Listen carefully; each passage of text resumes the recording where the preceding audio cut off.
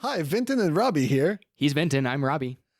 Quick note before your episode starts. This past week, we were invited on to the Okie Geek podcast to talk about Hamilton because their showrunner host, Michael Cross Of NPR fame of KOSU. That's right, just listened to Hamilton and really needed to geek out with us. So if you want to hear us geek out with a new Hamilton fan, as well as an older Hamilton fan, a friend of ours, Joshua Unruh, who's also a host on the Okie Geek podcast.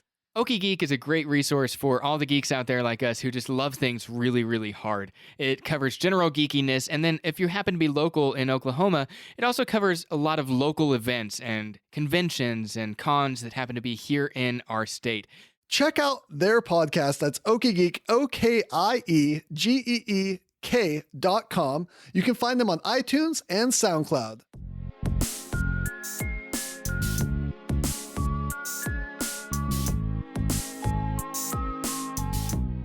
Hello and welcome to Hamilton the Podcast. From the Graphomania Podcast Network, I'm Vinton Bayne. And I am Robbie Hurlocker, and have you listened to the Hamilton Mixtape as frequently as I have this week?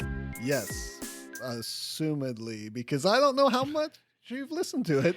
It has been almost nonstop on my phone when I have the opportunity to listen to this. It's so good, guys. It is. It is just wonderful, and it gets better with every listen. It's absolutely true. I think that's the way it is with most hip-hop, like most of the hip-hop genre for me. It gets better with more and more listens. I get deeper into the beauty of it, the wonder of the lyrics. I mean, everything Black Thought just freestyles is deeper and more profound than anything that I have ever even thought of in my own mind. And so when he starts getting into his lines, wow. And everyone in this album is so talented and so good. Yeah, I purposefully waited until we were about to record this to start taking notes. I didn't want to look up a lot of information online. I just wanted to dive into this album and start discovering it for myself. And like any good hip hop album, like you said, the more you listen to it, you dig deeper and deeper. Like you feel like an archaeologist going deeper into and finding these treasures buried within. And you're like, oh man, I didn't catch this reference, or I didn't catch this wordplay he was using here. And it just gets more beautiful as you flesh it out and listen to it over and over. Exactly. The way you're talking about this mixtape kind of reminds me of this Broadway musical I know. Yeah, what is that? Rent. Oh, yeah, that's it. It's Rent. The deeper you go, the more you know. We're, of course, talking about Hamilton. So, the Hamilton Mixtape. We're probably going to go through here song by song, maybe not in order. We haven't fully decided on that yet. But we're going to go through. We're not going to go line by line through the lyrics, but we're going to point out our favorite parts, some parts that we have info on, and just talk about our general feelings about this mixtape because it gives us a lot of feelings.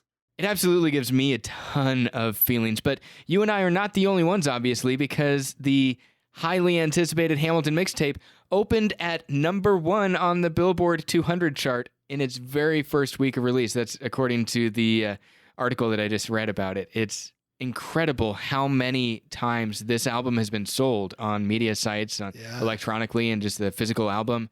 It is getting out there, and I would be surprised if a huge portion of our listeners haven't already listened to this album. Yeah, definitely so. And Lin-Manuel Miranda has actually already announced that they're going to be doing a volume 2, and I'm already so impatiently excited about that. Impatiently waiting. That's right. Well, let's go ahead and dive into our first song here, the introduction to the Hamilton Mixtape, No John Trumbull. This is such a wonderful introduction to the entire thing. It really is. It's just wonderful. We have talked on this podcast before about the painting by John Trumbull, who painted that famous picture of the Founding Fathers standing in line, getting ready to sign the Declaration of Independence.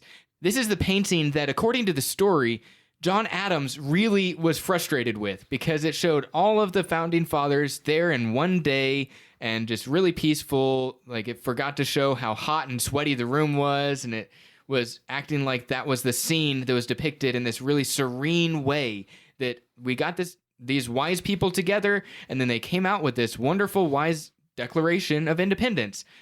And John Adams didn't like how clean and easy to understand that picture was. He wanted to show that it was a lot more complicated than that in history. That's right. And this song takes that same attitude towards the painting, and it contrasts that peaceful orderliness, that quote, pretty picture with the complex, gritty history of the founding fathers and the situations that they were involved in that Hamilton's lyrics purposefully faces head on.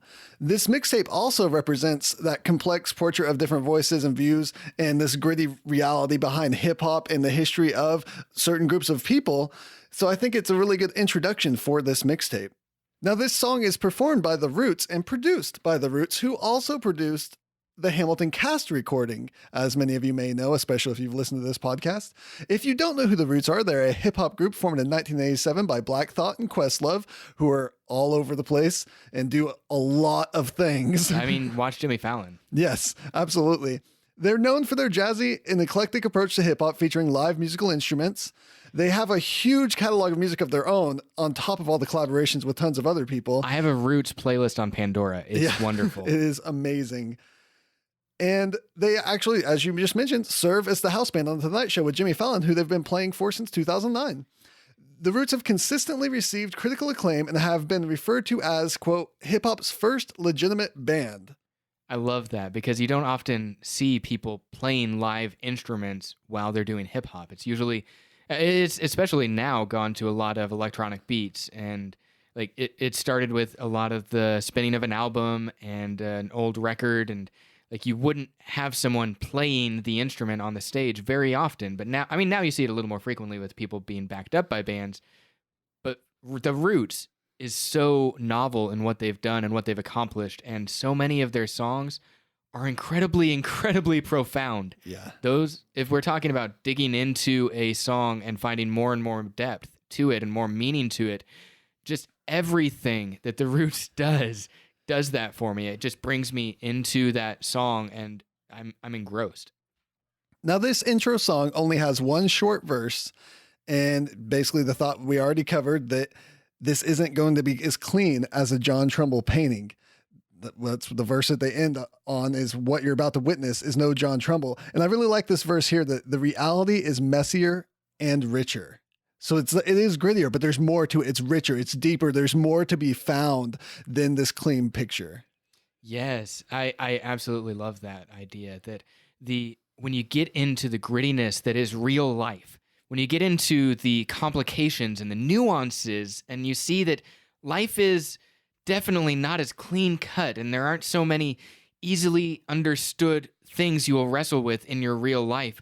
But once you are okay with that, you start seeing that the relationships you forge in the messiness are meaningful. The relationships you forge in the trench of combat when you're fighting together to accomplish something, those relationships are absolutely they are amazing. They give life meaning. Yeah. Those are the things that we celebrate, even though they can be messy, they can be hard. Real life itself is hard. And when we're talking about creating a country, creating a state, creating a group of people who will call one another brothers and sisters and be a family of the United States here, that is a noble thing that this group of people were trying to do when they got together to sign the Declaration of Independence, to start a new nation. And it is no less beautiful for how messy and full of conflict that whole idea and enterprise was. Absolutely. So we move on from this introduction to the first song on the mixtape, which is My Shot, the Rise Up remix. This is another song by The Roots, produced by The Roots, but it's featuring a few different artists. First of all, you have Nate Ruess. I'm not sure how to pronounce his last name, but it's Ruess. He's the lead singer of Fun, right? Yeah, known for their single, We Are Young. Right. And he's done a bunch of other work with other artists. Also, Joel Ortez, a rapper with multiple albums of his own and a member of the group Slaughterhouse. And most notably, and really excitingly for me, Busta Rhymes, the amazing Busta Rhymes. Can we get him, at least for a couple productions of Hamilton, to play Hercules Mulligan? That would be amazing. That's who Lin-Manuel Miranda based his style of rapping on, was Busta Rhymes. And a lot of the things that he does is based on that, including some of the music, which we'll get to here in this song. This particular track was released a little bit before the rest of the album was released, and I listened to it over and over again, and I kept going back to the beginning of Busta's verse, and it was so amazing. Yeah. If you don't know who Busta Rhymes is, one, repent. stop and go find out. But two, he's a rapper, producer, actor. And one fun fact I learned when writing a small little bio here for him was that Chuck D of Public Enemy actually gave him that name based off an NFL wide receiver, George Buster Rhymes. And it's weird to me that I just didn't know that, even though I grew up listening to Buster Rhymes. I guess there wasn't internet then.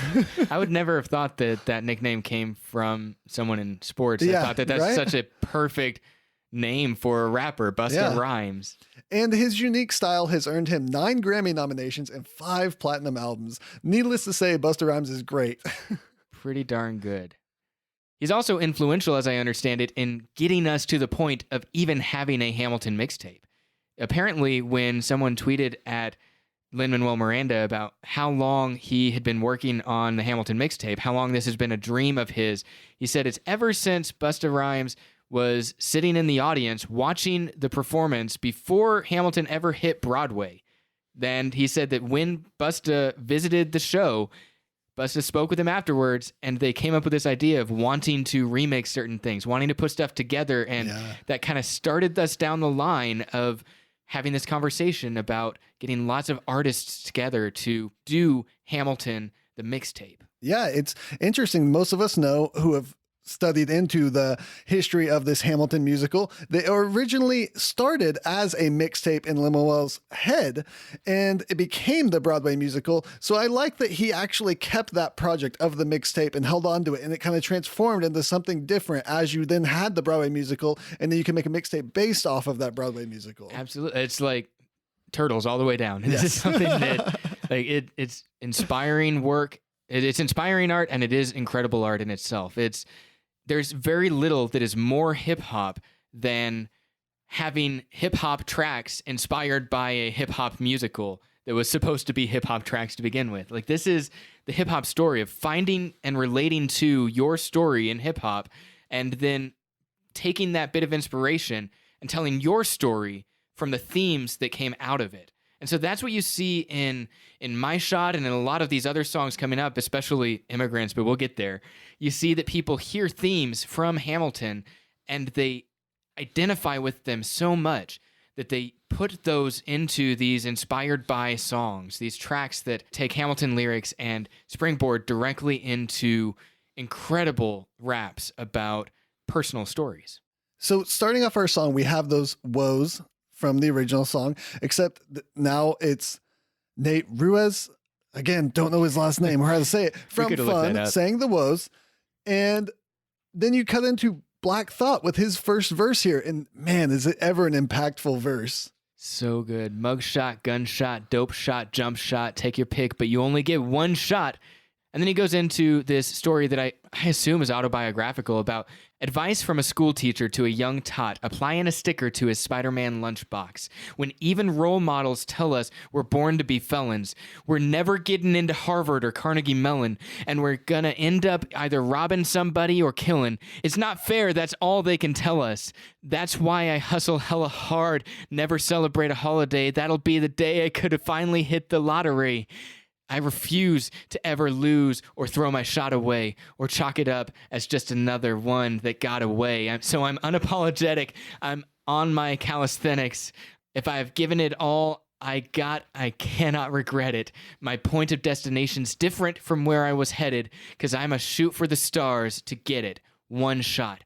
This is a man who was told as a young black man that he was going to be a felon or end up robbing. Like, he didn't have the people telling him growing up that you're going to go to Harvard. Yeah. You're going to go to an Ivy League school. Right. You're going to go to Carnegie Mellon. You're going to get a degree and make something with your life. He didn't have role models feeding into him, telling them this wonderful expectation for him. He was warned as a kid, just putting stickers on his lunchbox, that was the kind of future laid out for him. And just like Hamilton, he refused to settle down with the destiny that someone else would write for him. He applied himself, hustled hella hard so that he could get to where he is today, to prove all of those people who spoke down to him wrong, and to say that I am not going to throw away my shot. I'm going to take my shot. I'm going to rise up and do something with my life. And Boy, has he. Yeah. Yeah, I really like his wordplay here where he says mug shot, gunshot, dope shot, jump shot, expressing the life of a person of color in school. That innocence shown in that line of the Spider-Man lunchbox is a great visual. And then being told by somebody, these are what your options are as a person of color. You can become a criminal, mugshot. You can become a gangbanger, gunshot. Or you can become a drug addict, dope shot. Or on a rare chance, you can prove yourself to be something and become a basketball player, jump shot. And then you can finally get fame and do something with your life. And those are your only options. Yes. And it's so depressing, but it's so true to life. And I think what society has built in our school systems and just in general around people of color, giving them, these are your only options. And here Black Thought says, I overcame this and you can too. But it takes work. It takes hard work. And I like this line where he says, we never get into Harvard. It really reminds me of Hamilton's opening words, scholarship to King's College. Shows a little bit of that privilege there that Hamilton knew he could get into that college, whereas a person of color is like, I don't know that I can get into that. I don't play basketball. Where am I going to get my scholarship from? Right. Interesting note, Carnegie Mellon. A lot of people from Hamilton actually graduated from Carnegie Mellon. You have Renee Elise Goldsberry, our Angelica Schuyler, Leslie Ellum Jr., our Aaron Burr, as well as Scott Wasserman, who is the beat master, does a lot of the instrumentation that actual instruments can't perform live. Mm-hmm. And then Paul Tazewell, who was part of the wardrobe team. One other tidbit about this particular stanza, talking about the universities like Harvard. Harvard was the school where Black Thought actually teased this particular stanza back in April. He was doing a long-winded freestyle that was absolutely profound. Maybe we'll put a link to the video in the show notes. It's so good.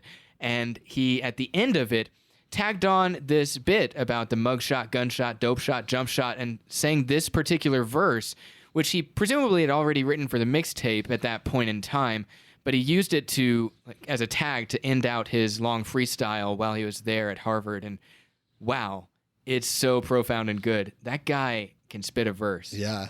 And he continues on to that thought of what it's like to be a person of color and having to overcome and prove that you can become more, when he says, that's why I hustle hella hard, never celebrate a holiday. That'll be the day I could finally hit the lottery. That's the same work ethic we see in Hamilton throughout our musical. And Black Thought shows here that when society or institutions are against you, you can't afford to take a break. He says he refuses to ever lose or throw his shot away. And this is just so Hamilton to me. There's so much of Hamilton in that. I wonder if that's just a coincidence or something. That is absolutely the spirit of Hamilton, both the musical Hamilton and the person Hamilton and the character Hamilton in our musical. When he gets his first verse in My Shot on the stage of Hamilton, he comes in and he starts singing about how he's going to go get a scholarship to King's College. He probably shouldn't brag, but he amazes and astonishes. He goes on and talks about how he is going to rise up and he's not going to throw his shot away. This is Black Thought starting us out in the very same spot that Alexander Hamilton starts our musical, where he is a kid growing up. He's only 19, but his mind is older. He knows he can do other things. Hamilton is there, not exactly applying a sticker to a Spider-Man lunchbox when he goes to King's College, but he's there as a student looking forward to a brighter future, refusing to throw away the opportunities that he is given and insisting that he's going to make more opportunities for himself. There's a million things he hasn't done, but just you wait. Yeah, just to further drive home this connection too, Black Thought himself came from a kind of hurricane and wrote his way out. Not quite the song, we're going to get there, that's next. But his childhood was filled with a lot of hardship. He was raised in the inner city. His father had been the leader of a mob group. Both of his parents were murdered, but Black Thought made a different path for himself, and he became highly successful. He went to Millersville University and co-founded The Roots and ended up with 13 charting albums, 3 Grammys, and a gig on the most watched late night television show in the U.S. If that's not writing your way out, I don't know what is. Wow. I didn't even know half of those things about his own life story. That's amazing. So we then get the hook, which is the I'm not throwing away my shot. It's almost the pull from the musical here. Mm-hmm. Slightly changed, of course. And Black Thought performs that for us as well. There's not much to say about it. I really like it, though. It's good. And that's what you need to kind of tie it into the song that we're rapping on top of. This is the I'm not throwing away my shot. I'm just like my country. I'm young, scrappy, and hungry, and I'm not throwing away my shot. It almost, with the depth and the heaviness of that stanza from Black Thought, and then the depth of the next one from Joel, we're going to see. I almost need a mental break between these verses just to get that bridge. Right. So, like you mentioned, the next verse here is Joel Ortiz, and I don't know if that's how you pronounce his name. You know what? This is silly. We have internets in our pocket. We're going to look this up. We'll be right back. BRB. Okay, we're back. And we are a little bit smarter than we were 5 seconds ago. Joel Ortiz. Yes. So many people have been laughing at us this whole time, probably yelling at us when we were mispronouncing his name. Sorry. You probably quit listening. So our apologies are falling on your deaf ears.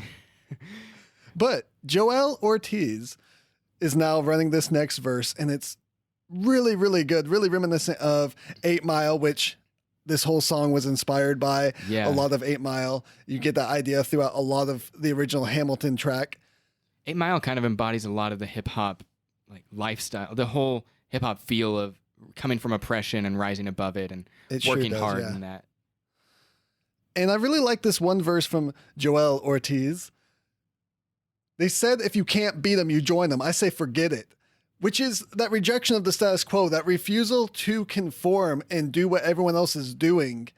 And it's that innovation and that trying to be creative and expand those horizons that actually led to him influencing Lin-Manuel Miranda when he created Farmer Refuted. If you look back in the podcast, I think we've mentioned this before on that episode. If not, I'm mentioning it now for the first time. You're welcome.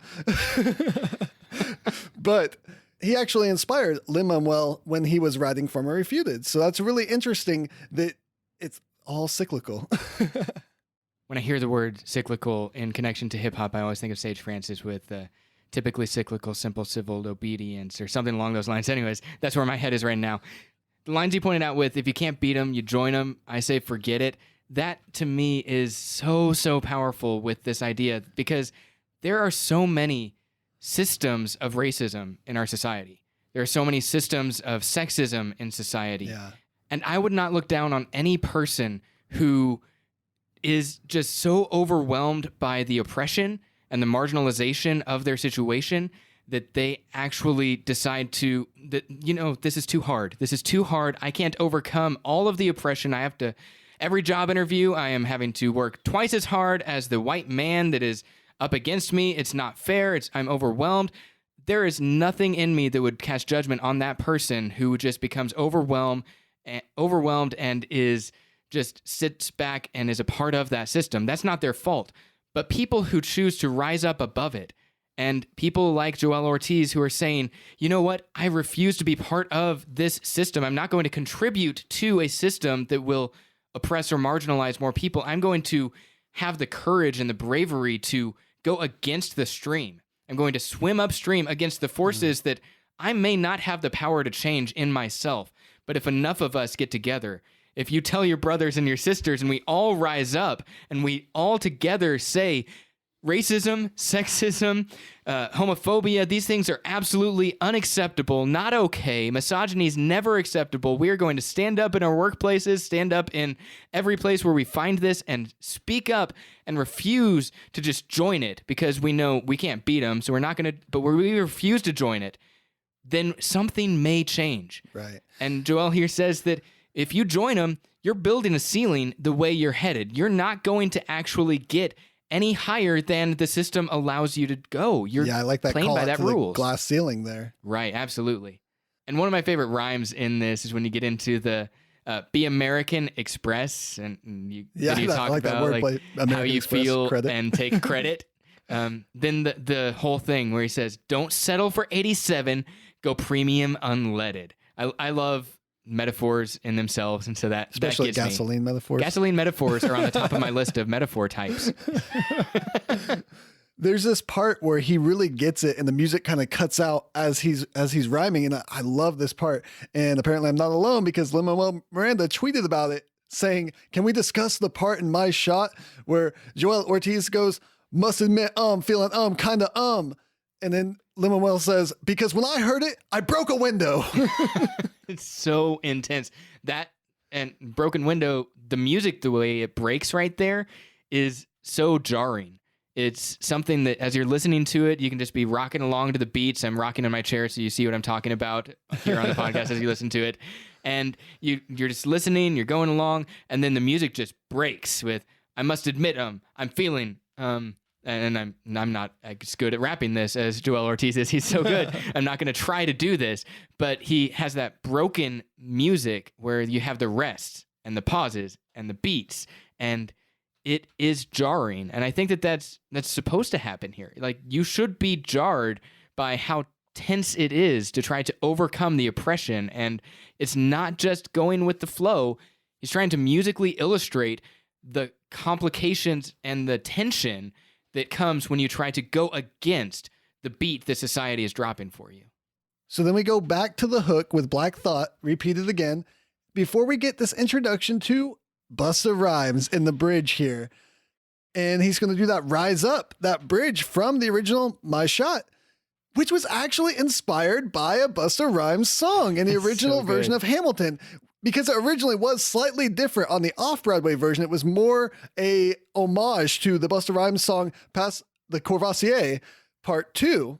And Lin-Manuel Miranda actually talked about, and I think you mentioned earlier, Robbie, when Busta Rhymes came and saw the show, he was sitting right there in the front, and he said he had never been so scared staring at him, because it was so rare to have someone like that had influenced the show, because Hamilton's very much so a love letter to hip hop.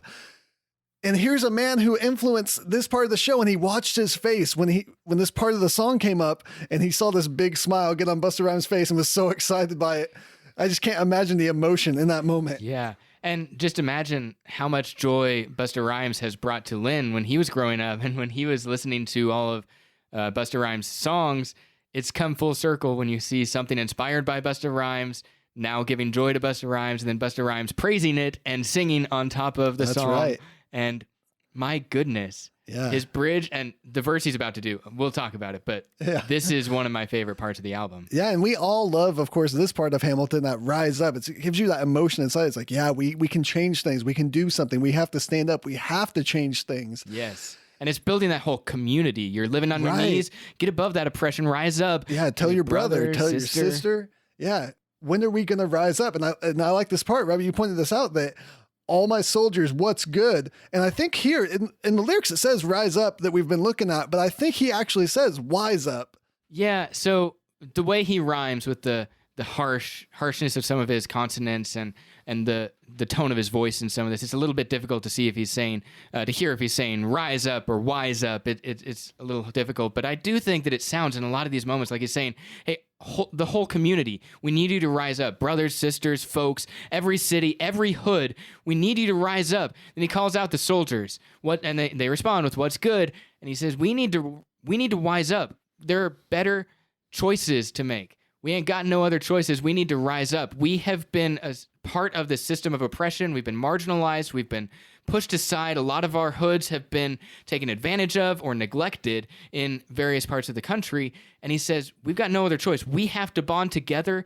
And it takes all of us rising up and wising up to actually make something better with our lives. And I don't know whether he's saying wise up or rise up. I heard it as wise up, but I mean, obviously it's hip hop. You're going to hear some things a little bit differently than the rappers intended, and that's fine. And then we get this verse 3 by Busta Rhymes, and he just tears through it in typical Busta fashion. It's so good. I listened to this so many times. I can tell you exactly the spot on my phone that I have to press to make it go to this verse on the song. It's like 2/3 of the way through the bar on my phone. This is useless. You don't need to keep this on the podcast, but I know how to go straight back to the beginning of Busta Rhymes' verse. And one of the things I like here is when he specifically says on that Hamilton Hercules Mulligan, because Hercules Mulligan is inspired by him. I think we mentioned this earlier, but Lin-Manuel has stated over and over again in interviews that Hercules Mulligan's rapping style is inspired by Busta Rhymes, and even those boom moments are taken from things that Busta Rhymes has done before. So it's really interesting, again, that cyclical feeling. So, Vinton, I want you to start rapping this stanza for us. Which one? This whole Busta Rhymes stanza. I just want to hear you doing it. I don't think I can. I think, come on. I'm not as good at rapping as you, Robbie. I'm not as good as Busta Rhymes. I can't do this one either, though. But I can't even fake it. That's the problem. No, it is so solid. And throughout it, the rhymes that you have, just speaking literarily, the internal rhyme schemes of this stanza are so solid. And there's this part here where he says, done with the suffering, we in the guts again, family rushing in, wonder where Busta been. And I wonder, because Busta Rhymes hasn't really done much since 2009, if this is some kind of declaration of a comeback. Yeah, I don't know. I hope so. I mean, he is welcome in my playlist any day. That whole rhyme scheme there is just incredible. As I listen to the final rhymes leading up to the end of his stanza, it always, my blood is already pumping really fast through my body. My energy is already excited. I'm already ready to rise up. I'm ready to hit the streets and protest and revolt. I'm ready to do things. I'm ready to start accomplishing things in life. I'm ready to overcome oppression. And then when I hear him mention that, and he gets to mentioning Hercules Mulligan, I just want to start clapping. I'm like, I know that guy. I'm excited, and I know Hamilton. I know Hamilton and Hercules Mulligan. I love that guy. He's my friend. He's that tailor who wants to socially advance instead of sewing some pants. Like, I know Hercules Mulligan now, and I get so excited at that part when he goes into it with the, and now I kill again on that Hamilton Hercules Mulligan, reading in Vanity Fair or the Huffington, done with the suffering, we in the guts again, family rushing in, wonder where Busta's been, feeling the hunger and feeling the lust to win. I do want to hear more of Busta Rhymes, and I may, after this podcast is done, after we're done recording, I may just go put him on repeat for a while because he's so good. We're going to have to make mixtapes just so we can satiate. At the end of Busta Rhymes' stanza, he says, give me my one chance to grab the torch and properly hold it. And it's the perfect capstone to what he's been singing about and overcoming oppression and pushing forward. But it also reminds me of the hook when Hamilton is singing in this song. He talks about how the plan is to fan this spark into a flame, and how we see people that are doing something, who are lighting a fire in their communities, who are starting a fire and are doing something with their lives. And here he is saying, I've lit this torch and I'm going to properly hold it. I'm going to do something, and I'm not throwing away my shot. I'm going to go ahead. And I'm probably stretching there to make that comparison, because fire can be referenced and not be a reference to sparks being fanned into flames. It, but it definitely resonates with that in my mind. And then the song closes out on one more hook of I'm not throwing away my shot, and we fade out on the woes. Whoa, whoa, whoa, whoa. Whoa, you're still stop recording. So the next song that we get here is Wrote My Way Out. This particular song is amazing. Yeah, it's so fantastic. This is obviously just a song inspired by, that takes pretty much one line from Hamilton and creates a whole song around it with these different performers. Yeah, it's one line, but it's also, I mean, you get the musical background from the song Hurricane somewhat in the background of this song, but then you also have the entire theme of that song. Hurricane in Hamilton, an American musical, is Alexander Hamilton at a rough point in his life, is looking back, and he tries to make sense of his life. He tries to make sense of all the points of struggle and the points of chaos and the points of conflict. And he says, you know what? When I was a kid, I wrote myself a poem. I wrote a poem about this hurricane that wiped out my island, and I wrote my way out of that hellhole. And I succeeded and made something out of nothing. And I wrote my way out of that. Yeah. And then he talks about the next point in his life. And he talks about how he wrote love letters to Eliza. And that's what won her over. And he talks about how every stage of his life, writing is the thing that delivered him to something better. And so Hamilton, looking back, has that whole theme through the song Hurricane of writing himself out of trouble. And that's what this song on the mixtape is. It's these artists autobiographically giving their account of how they used writing and used their words and their rhymes to write themselves out of stressful, chaotic situations into something better. So again, we're talking about rising up, overcoming oppression, and getting out of that marginalized hole that society wants to put you into, and writing your way out of that the way that these artists have. So featuring on this song, we have Nas, the legendary Nas, who is one of the most well-known rappers out there. Yeah, I think most of us who have grown up listening to hip-hop know Nas. There are obviously a lot of people that listen to this podcast who have never really been into hip-hop before Hamilton, but you can look up Nas. He has a Wikipedia page. And then you have Aloe Black, who is getting pretty popular these days. He's a rapper and a singer and half of the group Emanin. The next rapper is Dave East, who's got a little place in Harlem where he grew up. And he was born with the name David Brewster Jr. He raps under stage name Dave East, but he is a Muslim man, and he has grown up with really understanding what oppression is like. And when we get into his verse, we'll talk about that as well. So Nas, Aloe Black, Dave East, and there's this one other guy on this album, right? On this track? I think he's like an up-and-comer. He's trying to make a name for himself, trying to get somewhere in the hip-hop game, maybe even in the musical game. Yeah. You may have heard of him. I think it's, how do you say that name? It's Lin-Manuel Miranda. Miranda. Yeah. He actually worked on Hamilton. You guys know who Lin-Manuel Miranda is. This is a stupid joke. So originally, as I hear it, Lin had set the rule that aside from a couple demos that were allowed to be on the album, he wouldn't allow anyone that was on the original cast album to do original new work for the Hamilton mixtape, right? That's right. He wasn't going to let anybody else do that on the mixtape. And then he heard the beat here and he heard Nas's verse and said, man, if I'm ever going to put in any bit of myself into this, it has to be right here. This is so perfect.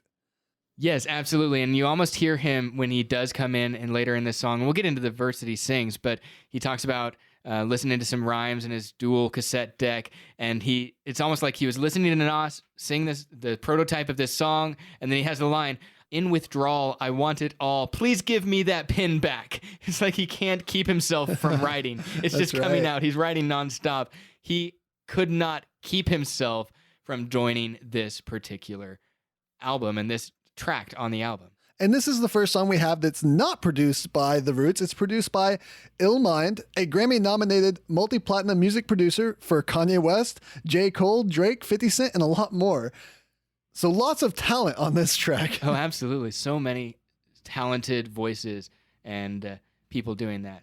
So the opening hook for this particular song sets the stage for each of these rappers who are going to narrate their life story in a certain way. And it sets the stage that they are up against a wall. They had no foundation, no friends, no family to catch them. They were running on empty with nothing left in them but doubt. And in that moment of doubt, just like Hamilton, when he thinks that everything around him he's in the eye of a hurricane and everything is going chaotic and hectic around him, in that moment of doubt, he picks up a pen and he writes his way out. And that's the stage on which each of these rappers comes forward and tells their life story. Yeah. Nas says, "I picked up the pen like Hamilton." Yeah, the hook here is performed mostly by Aloe Black, but you have Lin-Manuel Miranda doing the "I wrote my way out," of course, as Hamilton in the musical does. Yeah, I don't know if he's actually singing that anew for the track or if it's just sampled. Lifted it and sampled it. Yeah, remixed it. I don't know. And it opens up with this verse here of Nas, like you mentioned, saying, "I picked up the pen like Hamilton, street analysis. Now I write words that try to channel him." And he compares himself to Hamilton here, saying that he picked up the pen like Hamilton. And he contrasts his life with Hamilton as well, saying that he didn't have the political power, that while Hamilton was more in the politics, he's a rapper trying to get out of this game of crime, and the way that he grew up and the way that people of color often grow up, and how the justice system looks at people of color differently, and how you have to overcome that. And he overcame that with writing. Yeah, he says, "I have no political power, just lyrical power." So he decides he declares that he's going to sing about this, talk about it as much as he can. And I do appreciate the line referencing 87 Reaganism. And I don't know if he's talking about, I think there are a lot of things that we can talk about when we're talking about 87 Reaganism, when we could talk about trickle-down economics and how the income involved in a trickle-down method for economics doesn't usually trickle down all the way to the people who are raised on the street corners, sipping for hours. Like, those people don't always benefit from trickle-down economics that were started in the Reagan era. You also saw during the Reagan years the growth of the concept that we have to be tough on crimes. And the tough on crimes laws were kind of started there, and you get to see them through the next several presidential administrations where you see tough on crime laws really kicking off. And you're right. You were talking about systemic injustices and how it is unfair the way that our system often preys on people of color, and it doesn't treat white people and people of color in the same way when they commit the same crimes. We have a disproportionate number of people who are locked up for drug possessions, who are people of color versus who are people who are white, and it's not right the way the system is set up. Yeah, that way. even though the statistics show that the drug use is the same on both sides, it's the people of color who are locked up more predominantly. Absolutely, and you and I could go on for hours about this because we live in Oklahoma, where we have, I think at the last count, it was like the second most people incarcerated per capita, and then the most women who are incarcerated in our state. And I think it is the most women who are incarcerated per capita in our state alone. And you see that these systems are set up in such a way that they're preying on a lot of really victimized people who have come up from oppressed, marginalized backgrounds. And that's not to say that the life of crime is good or is worth making excuses for, but it is worth noting that when you're told as from being a child that this is the life that is expected of you, you have to work incredibly hard to overcome the systemic injustices, the courtroom prejudices, the insufficient evidence that could still lock you up because you happen to have the wrong skin tone or the wrong religious faith or the wrong gender. These jailhouse lawyers that he starts rapping about are really an issue that I think we could have entire episodes dedicated to systemic injustices and what needs to be addressed there. But he's talking about how difficult it is to come from a background like that, where he's sitting on a crate on a corner, sipping for hours, scheming on the come up from evening to sunup, my man awaiting trials, misdemeanors. And he talks about how this system of injustices has really made it difficult for someone like him to grow up and become someone like he is now. Yeah, and he says he overcame that, writing songs about rights and wrongs and bail bonds. Now that his master bedroom is bigger than the crib that he grew up in. I love that line. That imagery is perfect. It shows how far he has come. Yeah, definitely so. And I like the way he ends it here. The definition of what it was written means. And I like that idea. To me, that means it's almost legendary. It's like, this is foretold. That's how he feels. Like he rose up out of this, like a mythical creature, or a mythical character from a story, from a fairy tale almost. But that's also a reference to one of his older projects, which is called It Was Written. Oh, I didn't catch that as a reference to that. I think I've heard a couple tracks on that album. It was written, but I don't know if I've actually listened to the album straight through. That's good. He also has made that reference to the Black Elohim in the streets of Queens, which kind of gives that religious undertone to the idea of it was written. And you see the Hebrew word for one of the Hebrew words for God there. And then we go back into our hook with Aloe Black and Limo Miranda. I wrote my way out. And we get a verse now from Dave East. I wasn't familiar with Dave East before listening to the mixtape at all. Me neither, actually. And looking up a little bit of information about him on his Wikipedia page and a couple of his websites, I do see that a lot of his history has come up through, like, he got famous through making mixtapes. And so this is definitely an interesting thing here. He was kind of recognized through some of his mixtapes and his rhymes on those. And he's apparently signed with Nas's label recently in the last couple of years. So maybe we'll get to see a lot more from Dave East. And I hope so, because this stanza is great. It's again about coming from humble origins. I wrote my way out of 6E. It's presumably a reference to his apartment in the Ravenswoods houses in Astoria, New York. That's actually where I stayed with my sister. She had a little place in Astoria in New York when I visited her last year. It's awesome. I'm visiting her again in a couple months. I'm excited. Shout out to Miranda. And I like that he mentions that never had wrote a rhyme in my life. What was a 16? What is a 16, Robbie? A 16 is just, it's a reference in hip hop when it's the standard length of a rap verse.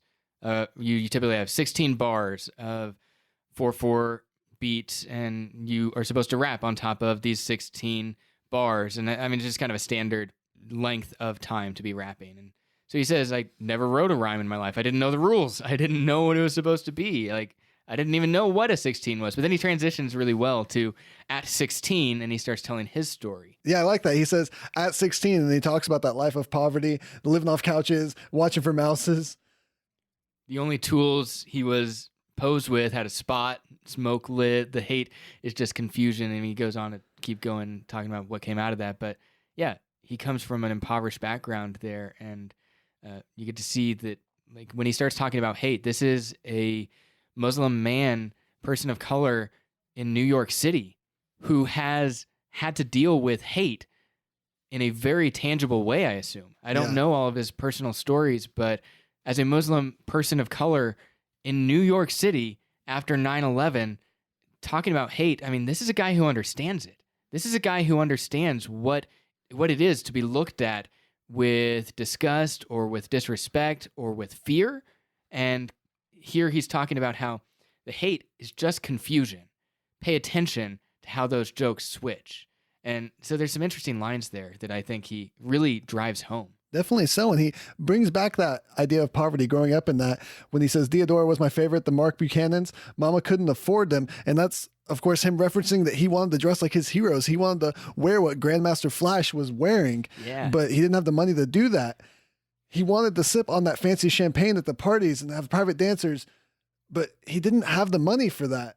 He lived off Bumblebee tuna, the canned tuna, but now he can get steak. Yeah, and I like that he follows it up with, I persevered, like preservatives in the Bumblebee tuna. Yeah, I preserved my position. That's right. So I actually know very well what it's like to be a broke kid living off of tuna. And I say that I didn't get close to the poverty that so many people have had to deal with. I was protected. I was sheltered. But as a college kid, when I had zero money in my bank account, I had about $5 in my bank account, I went to the grocery store with my friends who were spending a lot of money, getting a lot of food. I saw a sale on cans of tuna. They were about 10-cent cans of tuna. They were probably like old or expired or something. I didn't even check. I didn't have the time or the money to like deal with that. So I just spent my money, the last of my money, on tuna, and I was going to eat these cans of tuna for the next couple weeks of college to hopefully get to the summertime and start the rest of my job, start making more money.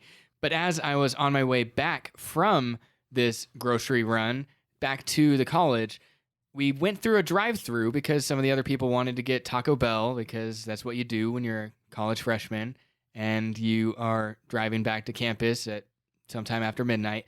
And we went through the drive-through and the lady said, "Is that all you would like, or would you like anything else?" And I said, "Well, I'd really like a really big burrito, but all I have is this can of tuna. Would you be willing to trade me for a burrito?" And then the person on the other end of the Taco Bell line goes quiet for a while, and she finally presses the button again in her headset. She's just laughing, and she says, "Absolutely. I haven't heard anyone make me laugh that hard today, so I am 100% willing to accept your can of tuna in exchange for a burrito." I will pay for it. So that's fun. Amazing. But I can now afford I can afford a Taco Bell burrito. You don't have to feel sorry for me. I can definitely get, if I ate meat, then I could get steak if I wanted to get that now. But here he's personifying that, from Bumblebee tuna to steak dinners. And I like the way he closes this out. Competition near, I'm a Spartan without the spear. 300 rhymes.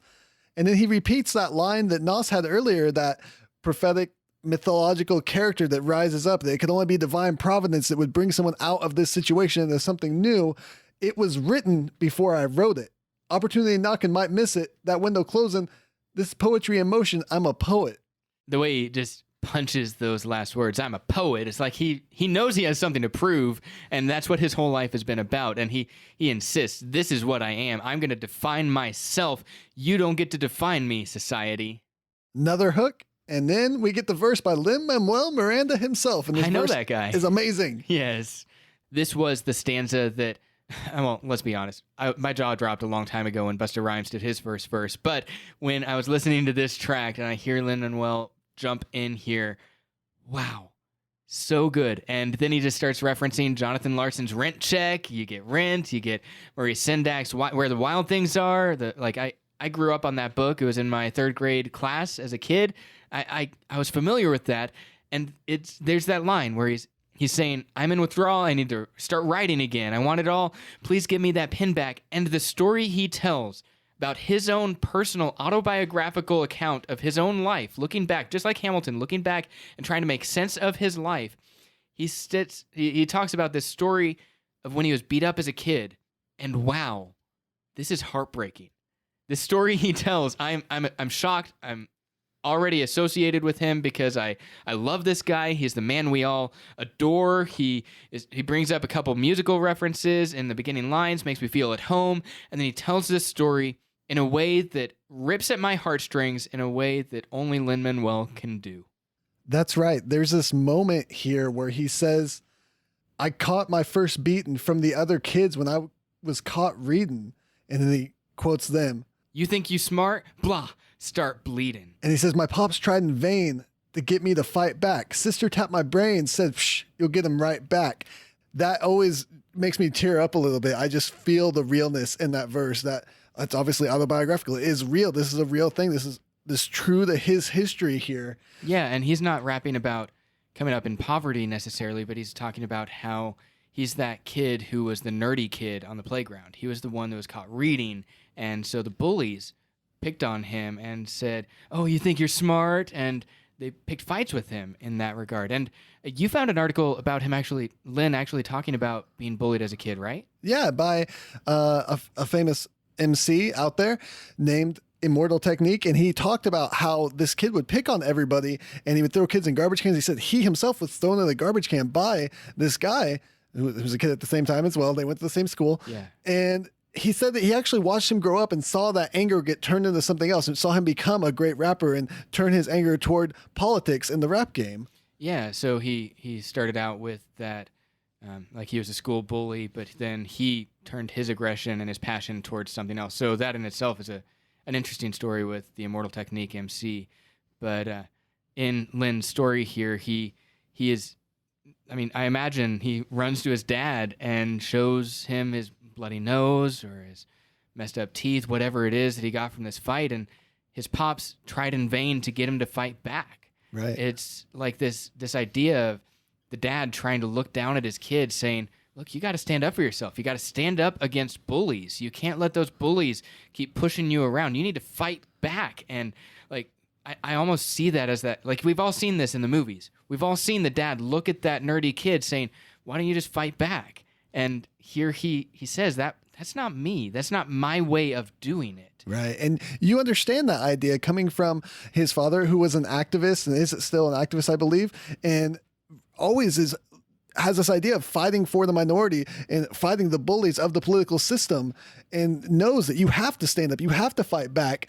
And what he says here, Lin-Manuel says, is that his sister tapped his brain and said, you'll get him right back. His sister saw that there was another way to fight, that you didn't have to physically stand up. And I do want to mention that line, my pops tried in vain to get me to fight back. You might get the wrong idea if you don't know too much about Lin-Manuel Miranda and his relationship with his father, but his father is very loving and supportive and was very supportive of him pursuing his musical dream, even when it meant that the bills weren't paid. Yeah, if you've seen the the Hamilton documentary that PBS did, you've seen interviews with Lin-Manuel Miranda's dad, and you've seen the love and the chemistry that the two of them have for each other, and it's important. So I think it's interesting. I like the way you connect those two ideas. His dad tried to get him to fight back, and his sister tells him, hey, put a pencil to your temple, connect it to your brain, and write a refrain about this. Do something. You can get him right back in a different way. You're still fighting back. You're still fighting back against the powers and against the bullies, but you're not resorting to your fists.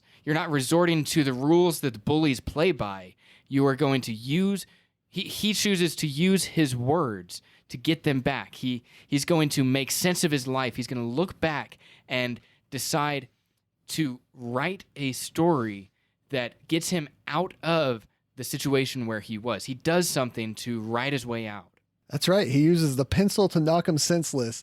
And he says, these sentences are endless. So what if they leave me friendless? The idea of I've been reading and writing, and that doesn't always lead to the best social circumstances. You lock yourself away, but it formed him into who he was and made him this lyrical genius that created Hamilton. Yeah, and talking about friendless, I mean, this is him channeling Hamilton, saying, I'd rather be divisive than indecisive.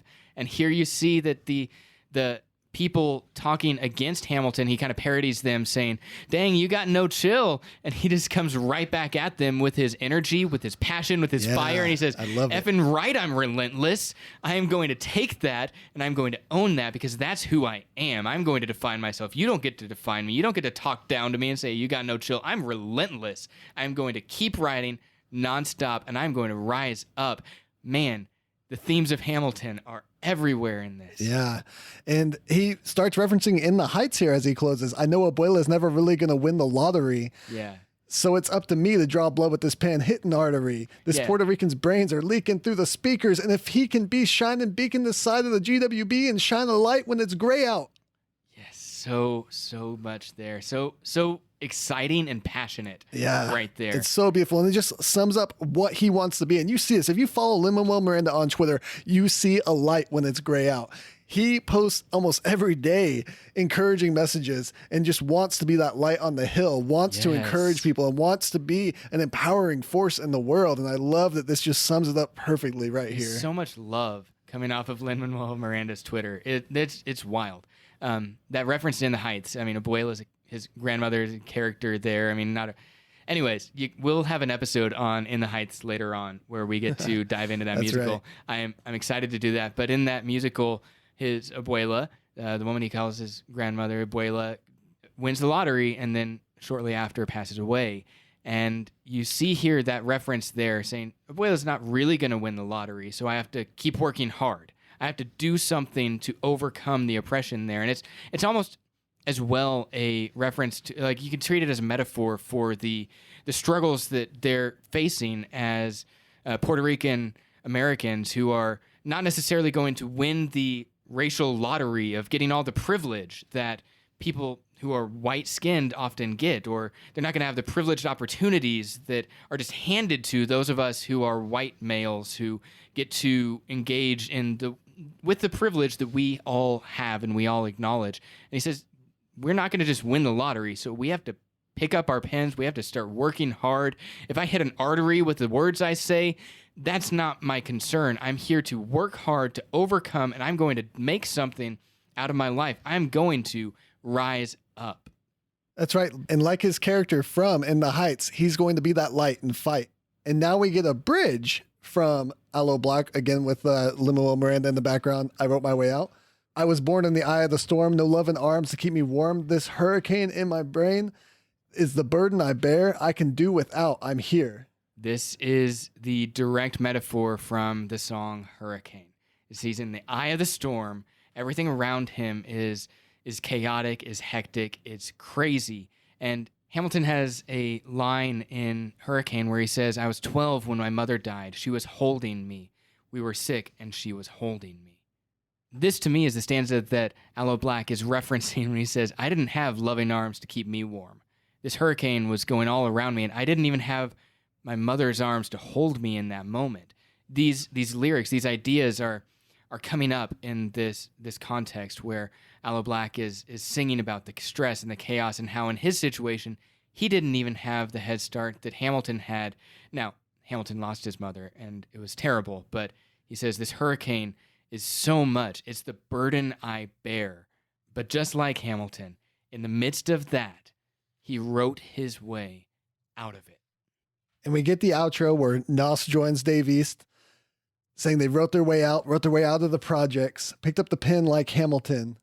And it ends with this spoken interview with Nos and Lin-Manuel Miranda, where Nos says he saw that hole in the rap game. So if he wanted to put his 2 cents in the game, then it would be from a different perspective. He would represent his neighborhood and tell their story, be their voice in a way that nobody has done it. Tell the real story.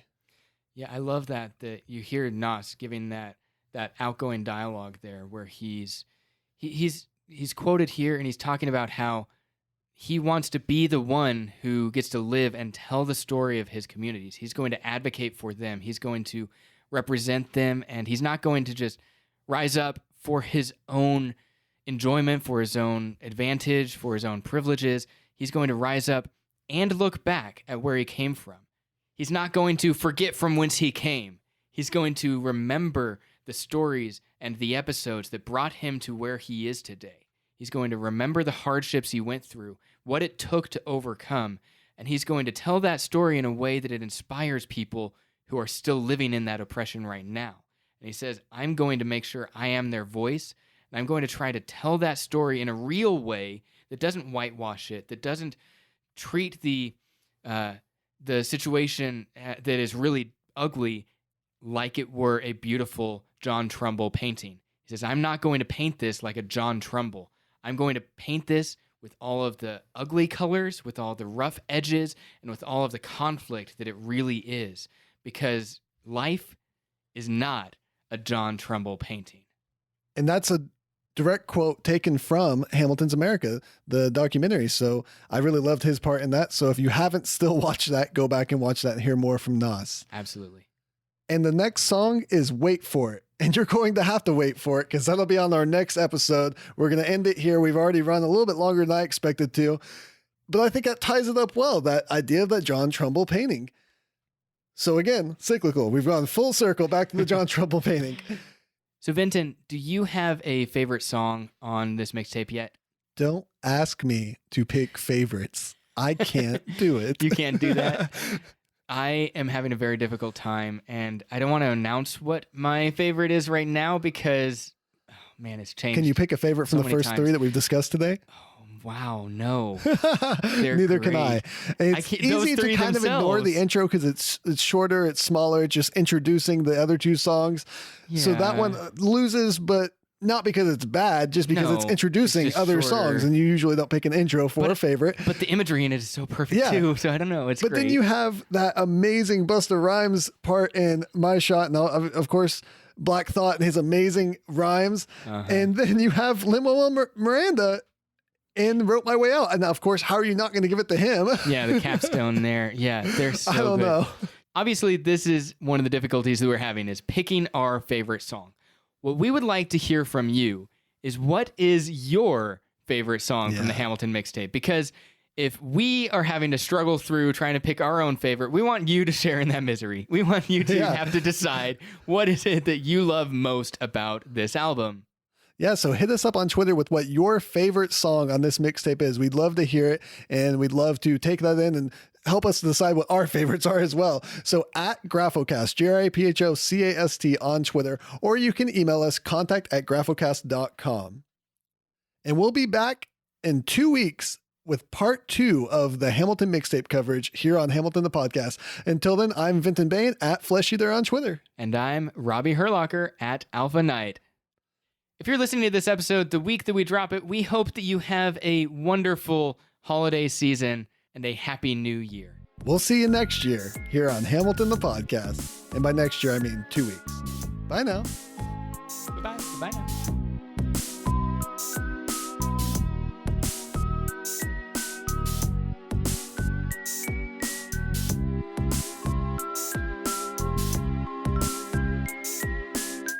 This has been a Graphomania production. If you would like to hear more podcasts, go to graphocast.com, GRAPHOCAST.com. Follow us on Twitter at Graphocast and like the Graphomania page on Facebook for news and updates.